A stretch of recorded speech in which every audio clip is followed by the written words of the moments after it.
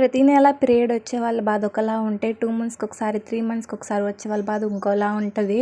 ఎందుకంటే PCOD problem ఉన్న వాళ్ళకి 2 మంత్స్కి ఒకసారి 3 మంత్స్కి ఒకసారి వచ్చింది కదా. ప్రతి నెల పెయిన్ భరించడం కంటే ఈ 2 మంత్స్కి ఒకసారి 3 మంత్స్కి ఒకసారి వచ్చినప్పుడు ఇంకా భయంకరమైన పెయిన్ అనేది భరించాల్సి వచ్చింది.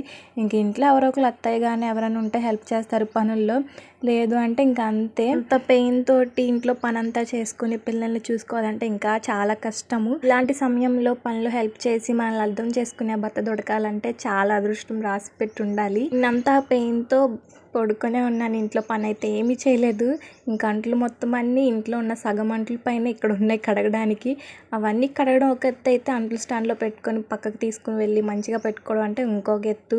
ఎందుకంటే స్పూనో గ్లాస్ ఏదో ఒకటి జారి పడిపోతూ ఉంటుంది మళ్ళీ మట్లో, మళ్ళీ కడిగి పెట్టాల్సి వచ్చింది. ఇలా హెల్త్ బాగాలేనప్పుడు ఇంట్లో అత్తయ్య కానీ ఎవరైనా ఆడవాళ్ళు ఉంటే ఇంకా హెల్ప్ అయ్యిద్ది. మనకు చేసి పెడతారు, మనం చేసుకోలేకపోయినా మన పిల్లలకైనా చేసి పెడతారు. నాలాగే పీసీఓడి ప్రాబ్లాన్ని ఎవరైనా ఫేస్ చేస్తూ ఉన్నారా? ఉంటే కామెంట్ చేసి చెప్పండి.